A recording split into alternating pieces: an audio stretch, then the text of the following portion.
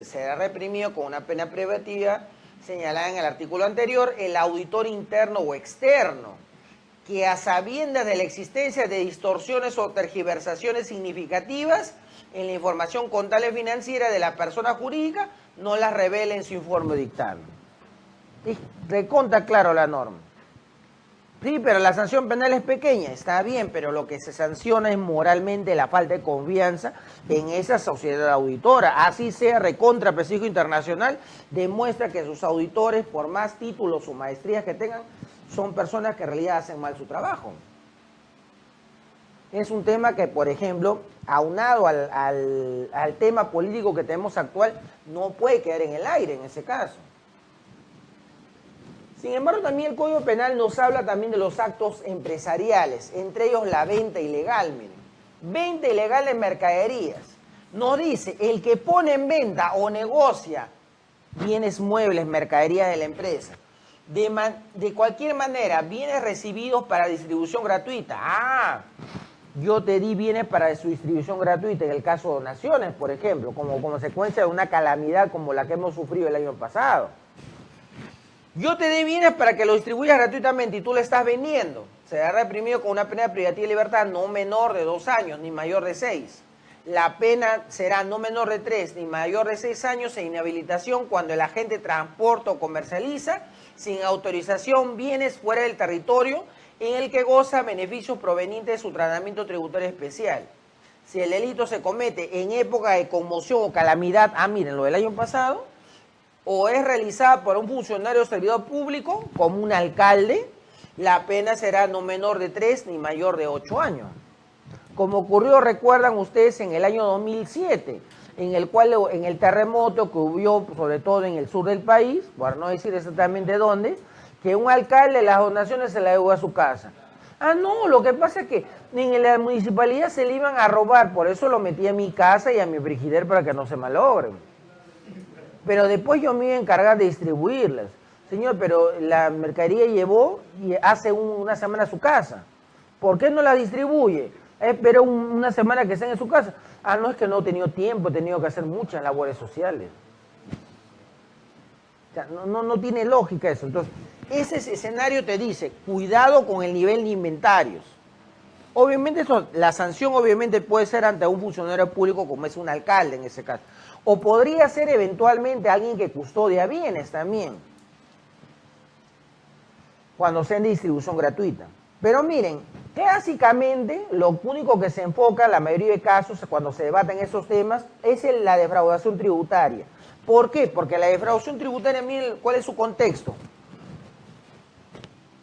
El engaño, la astucia, el ardid o cualquier artificio fraudulento deja de pagar en todo y en parte la obligación que legalmente te corresponde. Yo utilizo el engaño para dejar de pagar impuestos. Entonces, obviamente hay una sanción penal, no menor de 5 ni mayor de 8 años. Sin embargo, obviamente esa circunstancia se complica un poco. ¿Por qué?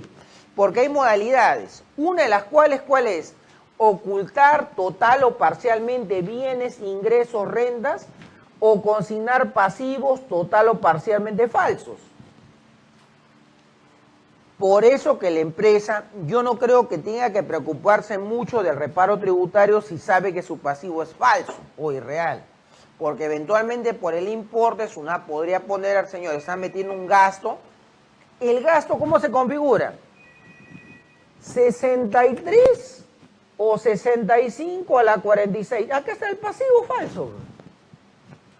No, pero una cosa es que no tengas medio probatorio o tu medio probatorio sea insuficiente y otra cosa es que tu operación sea manifiestamente falsa. Por ejemplo, señor, yo he comprado útiles de oficina. Ya, has comprado útiles de oficina. ¿Y cuál es tu giro? Señor, pero en tu ficha RUC tú te dedicas a la presentación de shows infantiles. Shows infantiles, sí, a ti es más, yo te he fiscalizado tus redes sociales, porque SUNAT sí puede hacer eso. Entra a tus redes sociales y en tu Facebook, tú tienes tu fanpage que te publicitas y que te contactan por WhatsApp o por Facebook Messenger o por mensajes a tu Facebook. del señor quiere un show para tal hora y tú le dices, sí puedo a tal hora te cobro tanto.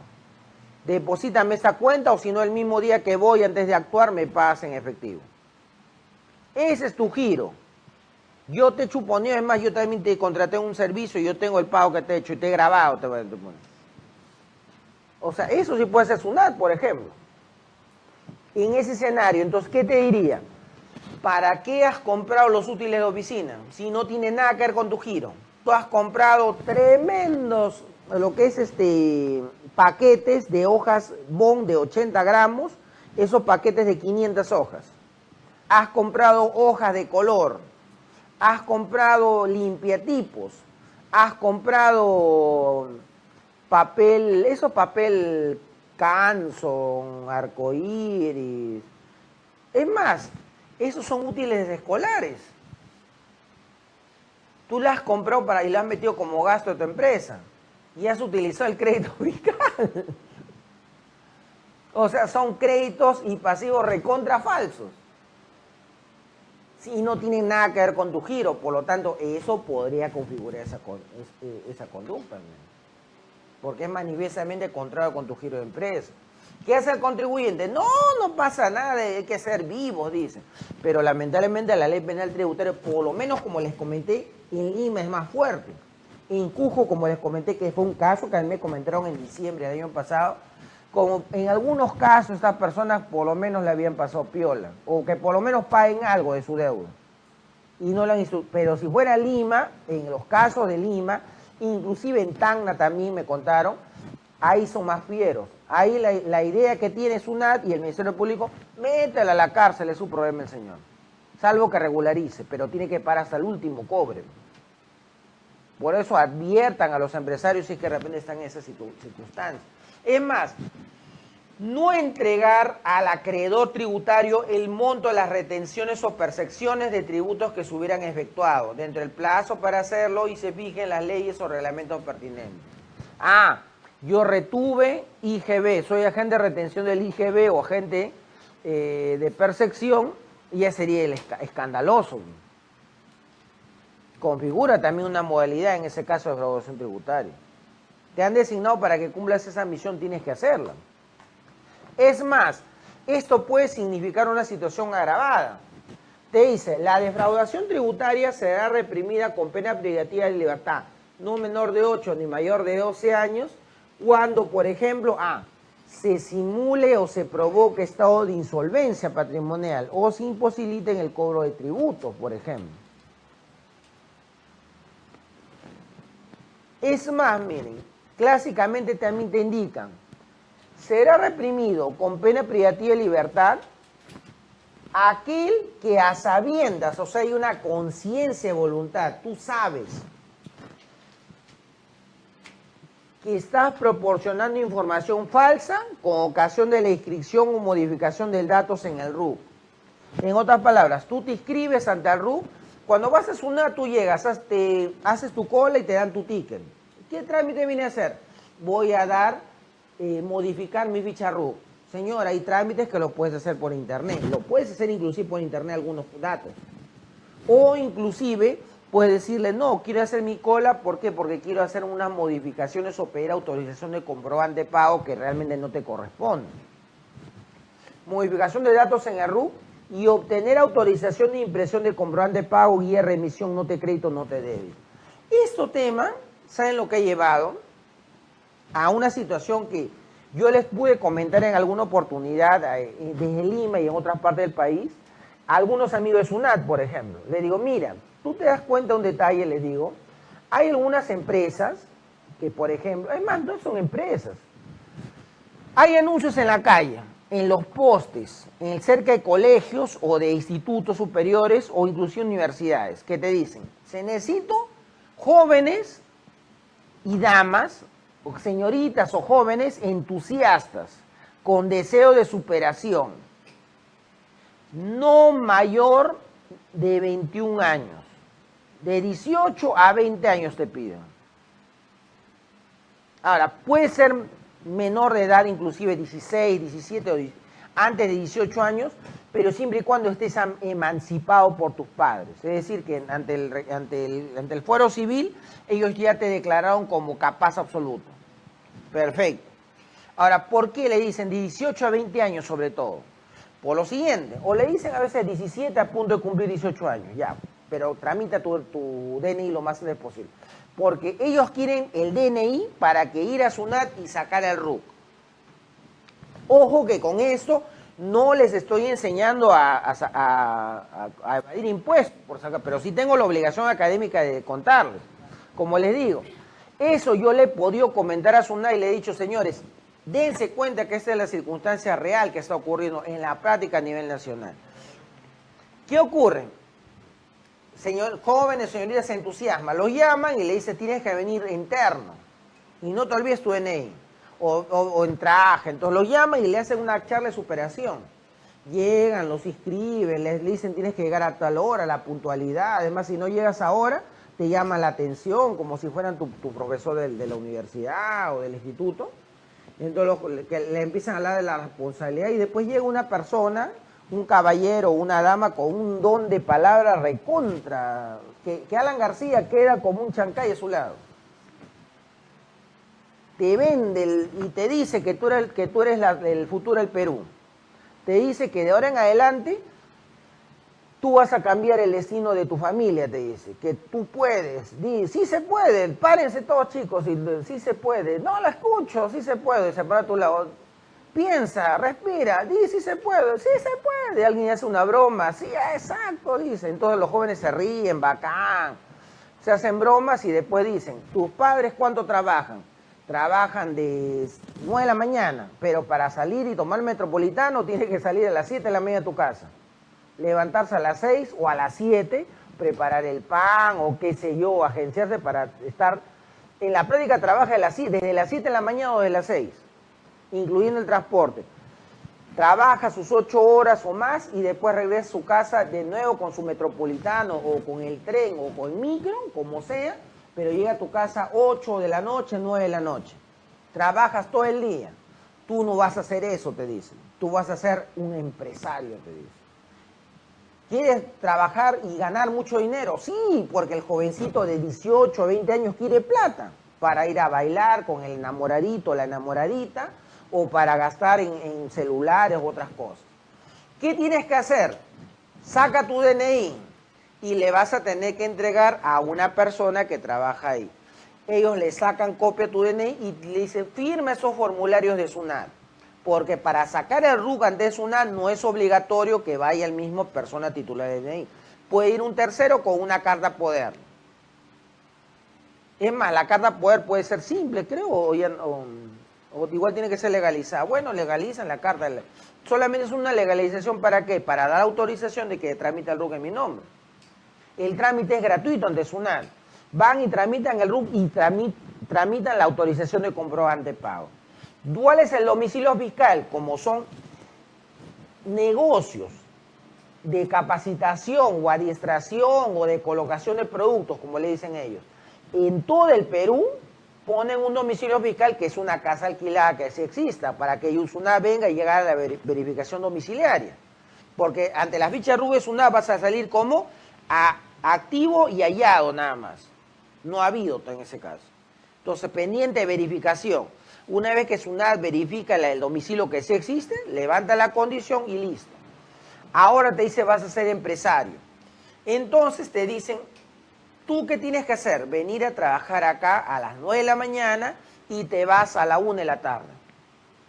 ¿Qué verdad? Entras a trabajar acá a las 9 y te vas a la 1 de la tarde. Y es más, te dicen, a la 1 nos vamos a almorzar y todo nos y es un vacilón, es como si te fueras a una preparatoria pero sin estudiar. Como si te fueras a una academia de preparación sin estudiar. Sin obligación de estudiar para ingresar a un lado. Los chicos salen bacán y es más, ¿cuánto ganan? Ganan 5.000 soles mensuales en promedio. Yo, por ejemplo, yo ganando 5.000 soles a 18 años, yo me hubiera vuelto loco. Al ajuste tenía mis pasajes. Bueno, sí tenía mis pasajes, no miento, pero ¿cuánto tendría? ¿Cuánto? 5 soles diarios en esa época. 5 por 30, 105, ya 200 soles, métanle pluma. ¿Qué hacía yo con 5.000 soles? Me hubiera ido a parranda. Es más, yo hubiera sido el rey de las fiestas siempre que en una fiesta de la universidad. Y en esa época la cerveza era 3 por 10, miren. ¿Saben por qué le digo, por qué les pagan 5.000 soles? Porque lo único que hacen los jóvenes es firmar facturas. ¿Por qué? La empresa del joven, que es más, es EIRL o es SAC con el compañero que está a su costado, emite comprobante de pago a otra empresa. La otra empresa le emite el comprobante al otro y esa la centraliza una mediana empresa que sí existe. El resto son papel nada más. Esta empresa paga y ahí viene la ganancia para los jóvenes. Pero esta empresa, ¿qué hace? Después emite una factura a otra empresa, o sea, la triangulación es las falsas a esa que centraliza, que si SUNAT la fiscaliza, tiene activos pequeños y que le embarguen. Total, ¿para qué? Para matar y que no aparezca esta que al final se beneficia, porque esta después le factura y aquí sí tienes un crédito fiscal que sí es la factura es activa y habido y es real, entre comillas. Por eso, o sea, no le estoy enseñando a venir impuestos, sino que así es el mecanismo operativo. Yo le he visto. Es más, una vez, inclusive como investigación personal, yo me metí para ver in situ cuál es el movimiento. Y me vi la charla que hicieron. Sí se puede, y vamos, que tienes que dejar tu DNI. Entonces yo le dije, no, yo no traigo mi DNI, le dije, pero quiero escuchar la charla. Sí, pero yo me veía más viejo. Igual me dejaron pasar. Sí me corté pelado para un poquito más achivolarse. Y bien afeitado, pelado, más achivolado, con mis rayitas así. Todo. Y claro, el otro terno era más juvenil todavía. Entonces, el tema es, así lo manejan el sistema. Entonces, ¿qué hace? Por eso que cuando después SUNAT llega a fiscalizar muchos negocios, no encuentra nunca a nadie. Porque, ojo, hay un contador o una contadora que sí declara 10 soles, 100 soles, ¿para qué? Para que pagar por lo menos algo para que la empresa no la maten. Para seguir facturando, emitiendo comprobante, que para esta empresa va a ser costo-gasto. Si fiscalizan a esta, no importa que la maten. Lo importante es que esta otra que aparece un nivel arriba, que es nivel 1, nivel 2, esta no se puede perjudicar porque nada tiene que ver, entre comillas, con las de abajo. Salvo que hubiera vinculación económica, pero por lo general no hay esa vinculación económica. Eso pasa en Ayacucho, pasa en Arequipa, pasa en Cusco, en Huancayo, en Lima, en Piura, en Trujillo y en la Lambayeque. De allá mismo, fuentes directas me han comentado eso. Y obviamente Lima y Callao también. Entonces, por esa circunstancia, ya el trabajo de SUNAT que está haciendo ahorita es insuficiente. SUNAT tendría que ser más fuerte en ese tipo de controles, porque están emitiendo un montón de comprobantes falsos. Para reaccionar a eso, ¿qué hizo SUNAT? ¿Qué hacemos? Porque controlar in situ eso es chamba, mandar a todos los auditores a fiscalizar o a cruzar lo electrónico. Vamos a meter a los emisores electrónicos. Entonces, esa era una buena medida. ¿Saben cuál es el problema? Que la facturación electrónica, todo el mundo pensó que iba a ser como el recibo de honorario electrónico. Que tú ingresas con tu usuario, tu clave SOL y emites tu recibo de honorario electrónico simple, al toque. Yo en mi tiempo récord me demoró 2 minutos en emitir un recibo de honorario electrónico. Es más, creo que menos. Es una vez que tuve que emitir, al toque se me va el bus, le emití el recibo, listo. Menos de 2 minutos lo hice. La gente pensó que la facturación electrónica iba a ser así porque aparentemente se creía esa idea, pero ahora la facturación electrónica, el sistema de emisión es una tontería en realidad. Que el archivo JAS, que el TXT, que la columna, en realidad está mal hecho en realidad. Y eso hay una forma de solucionarlo. ¿Cuál es? Que le permitan a SUNAT invertir en un software que soporte una gran cantidad de terabytes para que la facturación electrónica tú entres a tu usuario y clave SOL y emites en línea tu factura y se acabó. SUNAT ahí mismo ya tiene el dato. Pero para eso tiene que tener un software que le soporte terabytes de información. Es más, creo que hay una variable más todavía. Pero eso sería lo más sencillo. Y es más, a SUNAT le conviene para ahorro tributario. Lo que pasa es que ahí lamentablemente no había una buena estrategia en ese caso de la misma SUNAT. Es más, miren, La ley penal tributaria, ¿qué te dice? También se va a sancionar penalmente, y aquí es más fuerte porque te dicen no menor de 2 ni mayor de 5, el que estando inscrito o no ante SUNAT almacena bienes para la distribución, comercialización o transferencia a otra forma de disposición, cuyo valor supere las 50 UITs en lugares no declarados, como domicilio fiscal. Ah, miren. O sea, no puedes guardar bienes que aparentemente te dice un familiar. Pero tienes espacio, guárdame esa cajita de cerveza. Pero fiscalizar eso es otra cosa, es bien fregado, porque tendría que... ¿Cómo SUNAT se mete al domicilio sin una orden de un juez? No puede hacerlo. Tendría que alguien soplarle a SUNAT ese dato, SUNAT hablar con el juez y hablar con el Ministerio Público y decirle, señor, tu Ministerio Público pide facultades al juez para que puedan entrar a ese domicilio. Si no, no hay otra forma, salvo que lo monitoreen con helicóptero. Pero ¿cómo sabes que si es su bien para almacenamiento o para comercialización? Un almacén no declarado. ¿Por qué? Porque normalmente el almacén, que no es el propietario de los bienes, hay un servicio de arrendamiento no declarado. Hay una detracción que no se hizo. Y hay un ingreso en renta que tampoco está declarando el que ha prestado el local.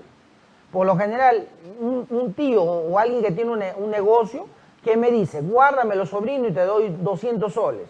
Tú bacán, pero normalmente por ese acto deberías de tributar más de 200 soles.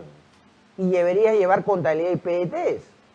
Pero estás dejando de cumplir con tu obligación tributaria, que es un negocio de almacenamiento, solamente para cambio una propina de 200 soles. Ahí, en ese caso, por eso que se sanciona esa forma de dejar de tributar o de alterar, en ese caso, un control normal de operación. Es más, miren, aquí te dicen, el que peor confecciona, obtenga, venda o facilita, comprobante de pago.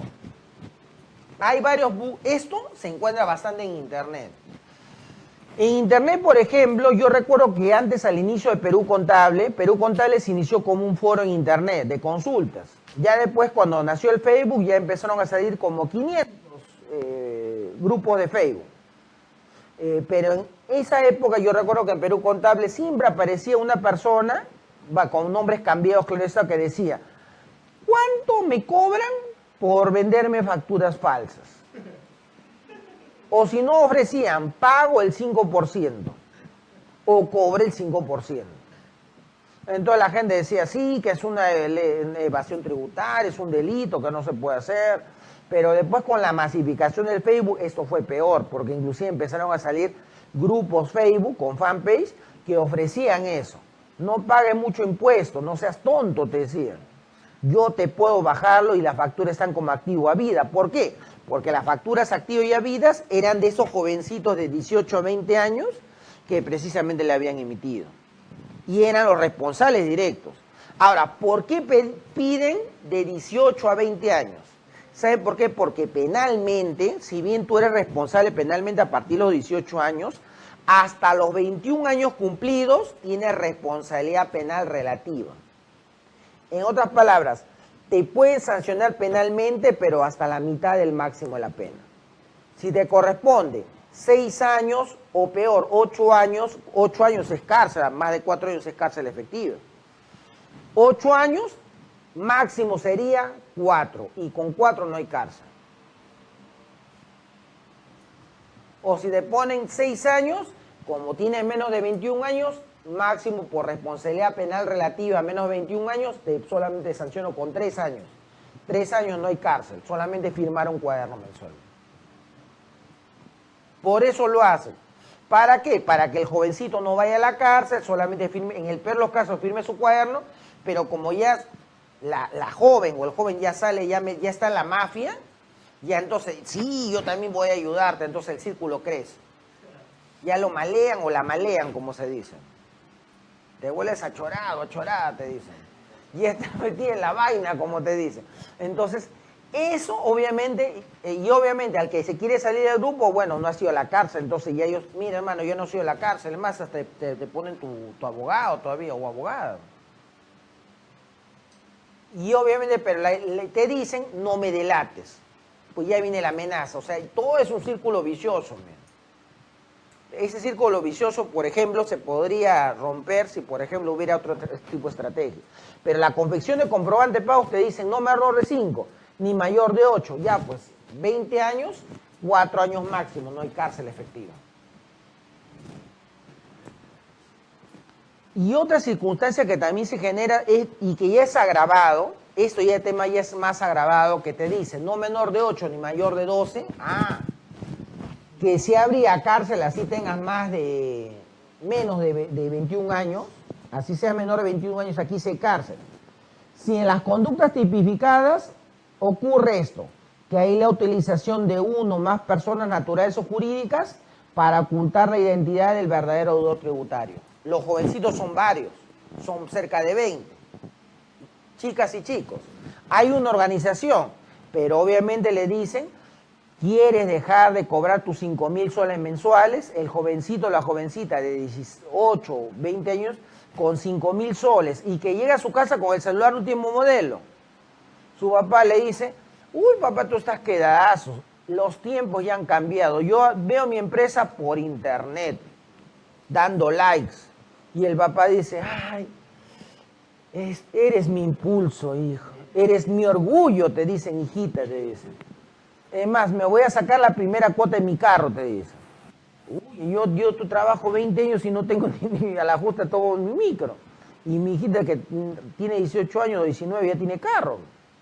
Porque te pagas tu primera cuota de carro. Ganas 5.000, te gastas 1.000 soles, ahorras 4.000, el otro mes tienes tu 4, 8, ya tienes la cuota inicial.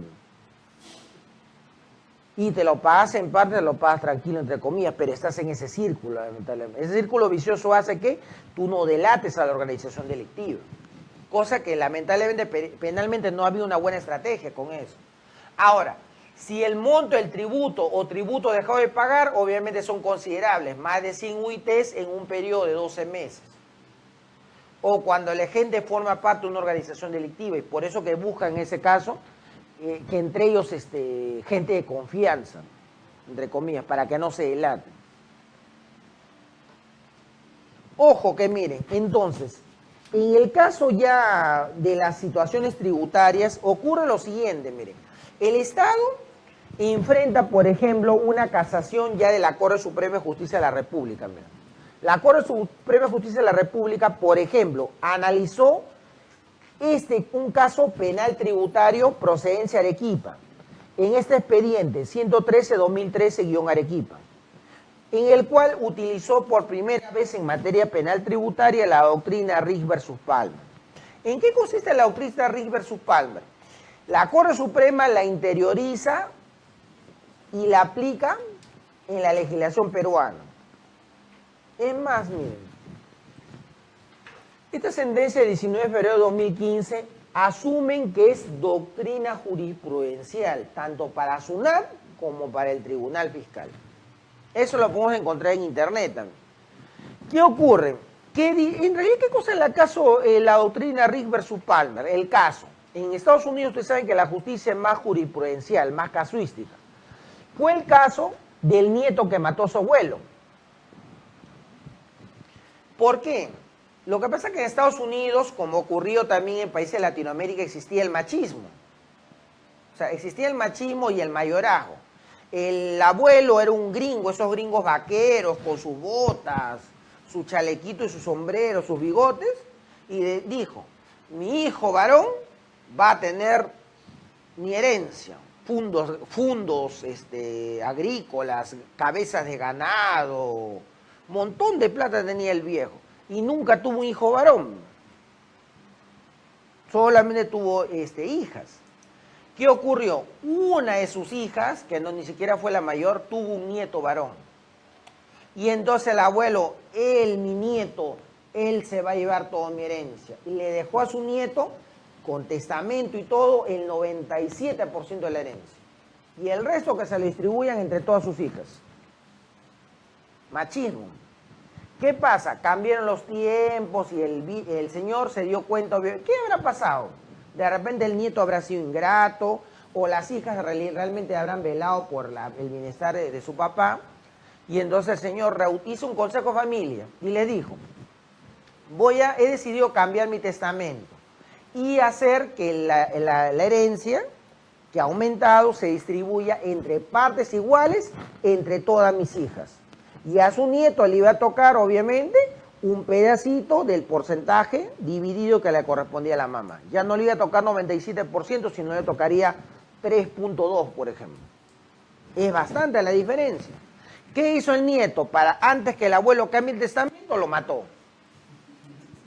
Ahora, las versiones estadounidenses dicen algunos que le acuchilló, otros que lo ahorcó, que le disparó, otros que lo degolló, que lo crucificó. O sea, eso no es relevante, eso ya es sadismo. Lo relevante, ¿cuál es?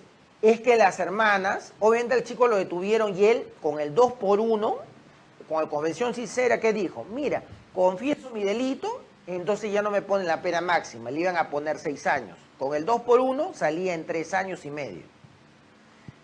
Con buena conducta salía a los 3 años y un mes, creo. Y él dijo, total, me como mis 3 años y un mes en la cárcel, total, saliendo de acá voy a gozar de toda mi herencia. Y es más, mi herencia ya quiero que me la vayan pagando porque ya murió el viejo. ¿Para qué? Para vivir como rey en la cárcel y después ya pues salir a gastar todo lo que pueda. ¿Qué hicieron las tías, las hijas del señor, del fallecido? Demandaron la distribución de la herencia. Demandaron ante el Estado de Nueva York precisamente que el nieto no puede utilizar la herencia, porque él es el que ha generado el daño de matar al señor. El caso es que las señoras iban perdiendo el caso. ¿Por qué? Porque decían, hay un testamento y el testamento fija como heredero casi universal al nieto. Manda el testamento, declaración testamentaria. Lo que ustedes dicen, como me lo prueban. Pero ha habido un consejo de familia que ha ocurrido, él más, en el atestado penal, él ha declarado que mató al abuelo para que no cambie la herencia. ¿Qué más quieren? ¿Qué más prueban? El Poder Judicial estadounidense le iba diciendo las etapas, manda testamento, manda testamento. Tuvo que llegar hasta la Corte Suprema en Estados Unidos. La Corte Suprema puso en debate 2 puntos. La validez del acto testamentario, el que se elevó a registros públicos. Y la otra posición era, no puedes beneficiar a alguien que ha cometido un delito. Fueron a debate y por un voto ganó esta última posición. Nadie puede beneficiarse a costa de su propio delito. Desde ahí, desde ese momento, obviamente al nieto lo desheredaron. Es más, ni siquiera le dejaron con su pedacito, lo desheredaron totalmente. Y obviamente desde ahí eso lo han aplicado para materia tributaria, penal, laboral, societaria, hidrocarburos, civil, familia, en Estados Unidos. Eso en Perú lo incorpora la Corte Suprema y dice, una empresa de Intendencia Lima o Prico o Intendencia Arequipa no puede beneficiarse a costa de su propio delito. Por ejemplo, no puedes beneficiarte con un gasto deducible para la determinación de la base imponible en renta como consecuencia de un delito ocasionado por tu falta de previsión o diligencia.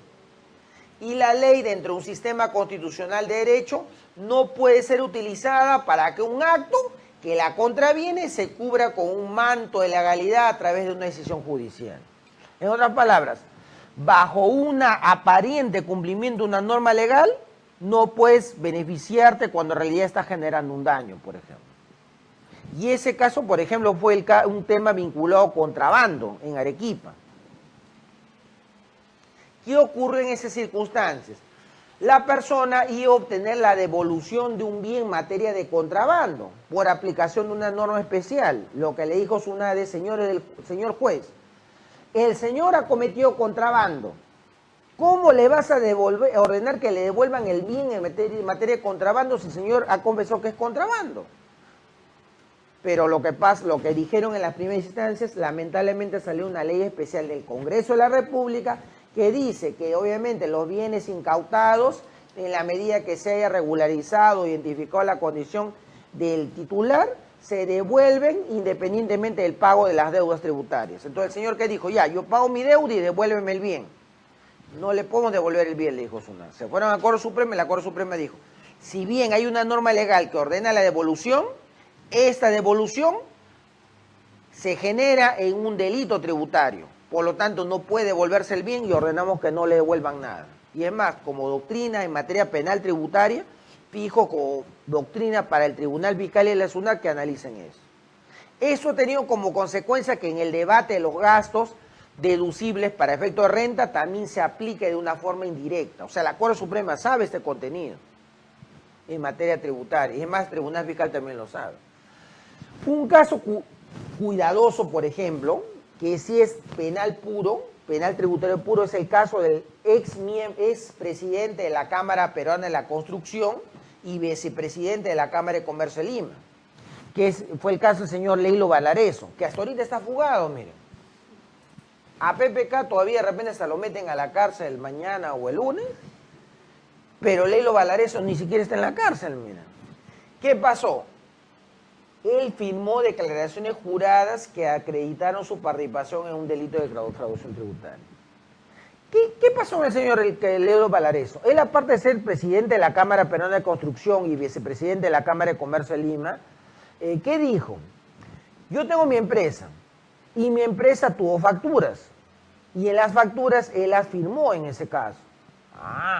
El problema es firmarlas. Firmaste y ya tenías conocimiento del contenido de las facturas. Y es más, ahí también incorporaron a su contador también, porque era el que conocía todo el hecho, ¿no? ¿Qué ocurrió? Los señores, según la Corte Suprema, actuaron en forma ilegal y dolosamente, o sea, tenías conciencia y voluntad, había dolo, con el fin de evadir la obligación tributaria. Por consiguiente, se desvirtúa la presunción de inocencia que ostenta. Presunción de inocencia, ¿qué es eso? Miren, en materia penal no administrativa, en materia penal se presume que todos somos inocentes, hasta que el Ministerio Público pruebe lo contrario. Entonces, para poder romper la presunción de inocencia tienen que presentarse pruebas, elementos probatorios. En materia no penal, sino ante SUNAT, ¿qué analiza? SUNAT no analiza el principio de inocencia. O sea, en materia penal todos somos inocentes. Ante SUNAT, lo que te va a decir SUNAT, pruébame tus actos. Lo cual no quiere decir que tú seas culpable, sino que te dicen, pruébame. Tú tienes la carga probatoria. En penal, señores, yo soy inocente. Si tú dices que soy culpable, demuéstramelo. Esa es la chamba del Ministerio Público. Por eso, como se acredita esa circunstancia, se desvirtuó la presunción de inocencia. ¿Qué ocurre en ese caso? Había incongruencias entre lo registrado y lo declarado por sus proveedores. Hubieron requerimientos de SUNAT en el cual le pidieron documentación contable recibida y formada por un contador de nombre Acosta Acosta Santa Cruz y por el señor Valareso. Precisamente a partir de esta documentación se analizó el crédito fiscal y las facturas. Lamentablemente las facturas eran manifiestamente incongruentes. Tanto así que había una factura que le había emitido Mickey Mouse. Ahora, una empresa se puede llamar Mickey Mouse, pero dicen que por llenar le habrán puesto mi nombre, el que vendió, Mickey Mouse. No hay nada, Mickey Mouse, ¿cómo se llama? O sea, parece que alguien ha llenado comprobante, métele cualquier nombre. Alan Matos, Miguel Patricio, Fernanda Dávalos. Ponle Mickey Mouse por llenar, o sea, han llenado facturas para meterlas nada más. Y piña han sido que justo es una de los chapas. Y el Mickey Mouse está el DNI, no, esta factura es falsa. Entonces, está emitida de quién esta factura es falsa, recontra falsa. Entonces, ahí lo empezaron a investigar. No, de verdad, me dije, no, en serio, mire. Es más, los pagos están autorizados por el señor, en su calidad de gerente. Fregado, pues, o sea, no puede decir que no tenía conciencia y voluntad. Es más, la Corte Suprema, que es el enlace en el cual se puede descargar la sentencia, la Corte Suprema indica que resulta acertado el juicio de responsabilidad anotado al contador, puesto que el contador, por su profesión, elaboraba los estados financieros, balances registraba y analizaba y contabilizaba, con lo cual colaboró su actuación para la comisión del delito de defraudación tributaria. No, pero no sabía nada. Tendrías que mostrar que tú eres el contador externo. Pero igual, bajo el criterio que dice la Corte Suprema, se habría responsabilidad, participación en la comisión del delito. Y te correspondería la misma pena. Obviamente que el señor está fugado. El contador creo que sí lo han metido preso, bro. Es lo malo. Ojo, pero aquí también si llegamos al tema administrativo, cuidado con las facturas falsas, miren. ¿Por qué? Los pasivos falsos no se sustentan simplemente porque tú argumentes que no es tu culpa. Eso ocurre ¿por qué? Porque muchas veces, como ocurrió en este caso, la empresa que dijo, yo soy un nuevo gerente, tenemos a cargo la administración del negocio recién a partir del mes de enero del 2018. Pero lo que ocurrió en el 2017, 2016 no es culpa mía porque recién yo he asumido la gerencia. ¿Qué dice el Tribunal Fiscal? Cuando se analiza un tema tributario no estamos hablando de la gerencia, estamos hablando de la persona jurídica. Y la persona jurídica es administrada por un gerente. Pero no estoy fiscalizando al gerente, estoy fiscalizando a la persona jurídica. Por lo tanto, a mí no me interesa que el administrador o el gerente sea nuevo, no. Basta que el pasivo sea falso y yo configuro en ese caso la presunción y el reparo tributario. Miren lo que dicen acá. ¿A cuánto era el pasivo falso? Contabilizó en la cuenta 40 y 46. Sumaba 6 millones de soles. O sea, SUNAT fiscaliza la cuenta 40, sí fiscaliza. Fiscaliza la 46, sí la fiscaliza. Te va a decir de dónde sale, por qué sale. ¿Quién así? Para ti es una cuenta por pagar, hay otra empresa que es una cuenta por cobrar. Entonces ahí yo hago, aquí sí me conviene hacer el cruce. Voy a ver la DAO, está declarado. Voy a preguntarlo, señor, ¿por qué no te paga? ¿Por qué figura como una cuenta por cobrar? ¿Por qué la cuenta por pagar tiene 2 años? Ahora, 6 millones de soles, tú debes de ser una empresa grande. No, tengo un cuartito alquilado, que tengo una televisión y el baño es compartido. ¿Y de dónde vas a facturar 6 millones de soles? O ya 5. No, es que señor, ahí viene el auditor SUNAT y ahí como película de Hollywood, ahí vienen y ¡pum! Chancan la puerta así, en un cuarto oscuro. Entonces, a mí me han dicho, por ejemplo, algunas personas, que hay gente que se ha puesto a llorar, porque piensan que son policías o le van a pegar y llorando. Entonces, cuentan toditito hasta el color de los ojos del cliente o del proveedor. Entonces, obviamente, en esa circunstancia, entonces una acusa. Pero en el caso administrativo, ¿qué te dicen? Ojo, no solamente se ocurre esto cuando las facturas, operaciones que sustentan son falsas, sino obviamente también cuando no existe la documentación que lo permite soportar en ese caso. Lamentablemente en ese caso la empresa no tuvo conocimiento de cómo solucionar esta situación. Y obviamente en ese caso cualquier argumento de que en realidad era un acto ilegal generado por una administración anterior no fue validado. Es más, ¿qué dijeron ellos? Señores del Tribunal Fiscal, lo que pasa es que ellos son malos, porque los gerentes han peleado y me han dejado la contabilidad mal hecha a propósito. Yo le estoy reconstruyendo. Cuando llegó SUNAT, vio tu contabilidad mal hecha. Si tú quieres reconstruirla, has debido reconstruirla antes, no cuando justo llegó SUNAT. No es que, señor, yo iba a reconstruirla el día de mañana y justo hoy día en la tarde llegó SUNAT. Y ojo, la notificación del libro surte efecto en el mismo día. Entonces, ese mismo día SUNAT me dio los libros y tuve que darle los libros. No me dio tiempo para reconstruirla, pero sí voy a reconstruirla mañana, se lo juro por la Rosa de Guadalupe. ¿Qué le dicen?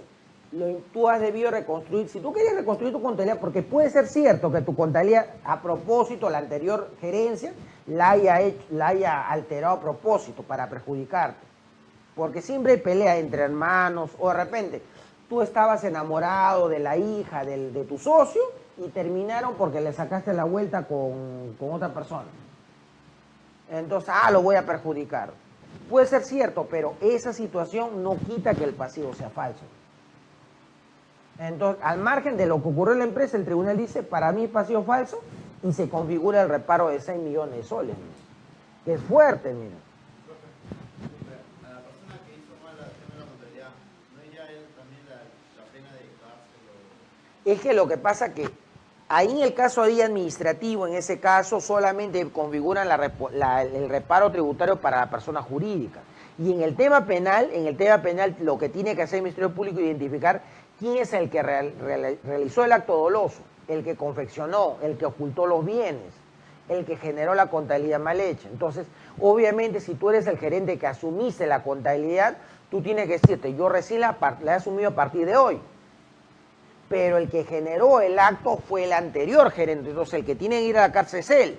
Nada más. Entonces ahí ya el Ministerio Público tendría que decir, se ha determinado que los actos se cometieron, ¿en qué fecha? ¿Bajo tu administración o el anterior? Entonces el responsable penal es él y no tú. Esa es la teoría, y la realidad en caso peruano, ¿qué es lo que se da? Es que el tema ya es debatible, porque por lo general al nuevo gerente es el que asume todo. Y el otro a veces desaparece o se va del Perú.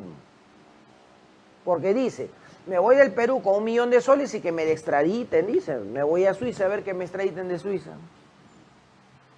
O me iré a otro país caribeño, o me cambiaré de nombre, o haré que muerto ante Azángaro y me voy por tierra y me voy así, país en país y jamás me encuentran. Claro, lo que estoy comentando de los países fiscales, los offshore, funciona más o menos así lo que está comentando. Más o menos también, pero lo que pasa es que en el offshore lo que buscan es ocultar el ingreso que te va a llegar del exterior.